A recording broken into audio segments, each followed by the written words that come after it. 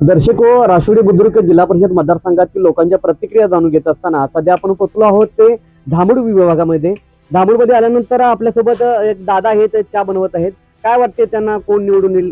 दादा, काय वाटतंय, कोण निवडून येईल असं वाटतं? आमच्या भागात जास्तीत जास्त वारं चाललंय भैयाबंधूंचं आणि तेच निवडणुकीचे. त्यांनी म्हणजे बरेच कामं आमच्या भागात केलेले आहेत. त्यांनी पेन्शनचे काम म्हणा, मुलांचा दवाखाना म्हणा वगैरे त्यांनी कामं केलेले आहेत. त्यामुळे 100% त्यांची सीट निवडून येईल.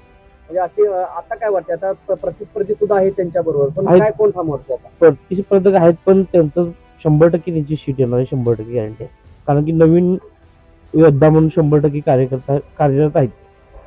केंद्रीय जिल्हा परिषद वारं चालू आहे, कोण निवडून येईल असं वाटतं? प्रथमतः तुम्ही राधानगरी तालुक्यामध्ये बघितलं तर काँग्रेस बंटी साहेबांचा गट आणि एवाय साहेबांचा गट हे दोन्ही एकत्र आल्यामुळे प्रचंड प्रमाणात काँग्रेसची ताकद मोठी झालेली आहे. त्यामुळं आमच्या धामोड खोऱ्यामध्ये आम्हाला असं वाटतं की सागर भैया हे निश्चितच निवडून येतील. आता बघायला गेलं तर अपोजिशन सुद्धा तितक्यात ताकदीने उतरलेले आहेत निवडणुकीमध्ये. उतरलेले आहेत, मान्य आहे, पण हे दोन मातबर म्हणजे जुने आपले नेते आहेत, ते दोन्ही एकत्र आल्यामुळे त्यांची ताकद प्रचंड मोठी झाल्यामुळे 100% धोंडरे साहेब हे निवडून येणार. काय कोणती कामे केली, तुम्ही कोणत्या विश्वासावर सांगता की ते निवडून येईल? आता तुम्ही बघितला तर ते तर एकतर गेली 5 वर्ष सत्तेत नाहीत, सत्तेत नसून सुद्धा त्यांनी विविध पद्धतीची कामं केलेली आपल्या धामोड खोऱ्यामध्ये. आता तुम्ही बघितला तर मुलांना क्रिकेटची ग्राउंड खेळायला, कबड्डी सारी खाऊन किट वाटप, किंवा वरती तुम्ही आमच्या भागामध्ये जे धनगरवाडे आहेत तिथे विविध पद्धतीने सोयीसुविधा म्हणजे काय असेल तर दवाखान्यांची मुलांना काय असेल तर कोरोना काळामध्ये त्याने कोणत्या पद्धतीने सत्ता नसताना सुद्धा त्यांनी आपल्या स्वखर्चातून योगदान केलेलं आहे त्यांनी कोरोना काळामध्ये सुद्धा. त्यामुळं तसेच बघितलं तर वरती लाईट नेणं या गोष्टी सुद्धा स्वखर्चातून त्यांनी नेलेल्या आहेत. आणि काय काय वाटतं की जेणेकरून का आता जर संधी आता जर त्यांना दिली तर काय ते संधी सोडत करतील का? हो, करतील, नक्कीच करतील. आता त्यांच्याकडे सत्ता नसताना ते एवढे काम करू शकतात, तर सत्ता आल्यानंतर ते काहीतरी करू शकतीलच की.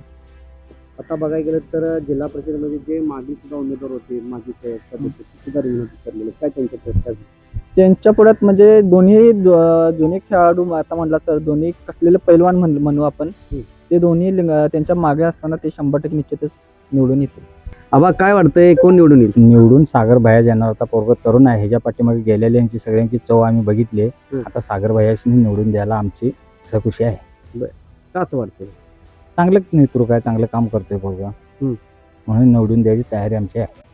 आता मागचे सुद्धा उमेदवार आता रिंगणात आहेत का? रिंगणात हसून करायचं काय, असलं तरी नको कुणाला म्हणणार याला आम्ही, येणारच ते. तर सागर भैयाशी आमचा शिक्का जाणार.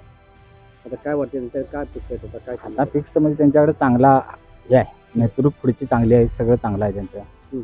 बंटे साहेब पाठीशी आहेत, म्हणून तरी लोक झजणार आहेत. बंटे साहेब कोल्हापूर जिल्ह्यासाठी झसत्यात, त्यासाठी लोक नेतृत्वात शिक्का सागर भैयाशी देणार. कोण वाटते, काय निवडून येईल, कोण वाटते काय? आता कसं आहे, सागर भैया धोंडरे येतील ते.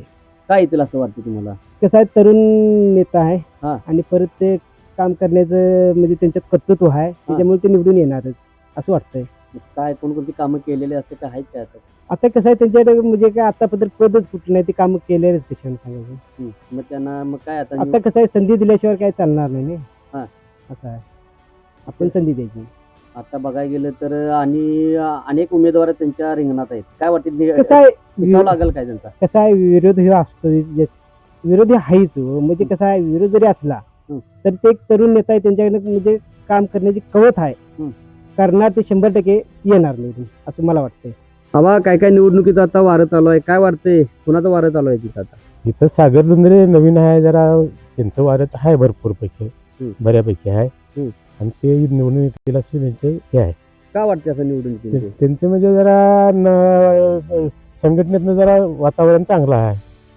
काय कामं काय केले? काम आज नवीन असल्यामुळे कामांचं काय नाही, तर बऱ्यापैकी त्यांचं म्हणजे कसं घरच्या ह्याच्यामुळं सभासद आहेत, माणसांच्या सभासद आहेत, त्याच्यामुळे त्यांना जरा जास्त पारदर्शक आहे असं वाटतंय. तरुण चेहऱ्याला संधी देणार म्हणून देणार की, तर आता तरुणच आहे पाहिजेत नाही, त्याच्याशिवाय आता काय हे नाही, गत्यंतरच नाही. तरुण जर आता जवान पोरं आहे ती सगळी त्या मार्गावरच आहेत नाही, त्याच्यामुळे जास्त करून त्यांच्याकडेच कल आहे.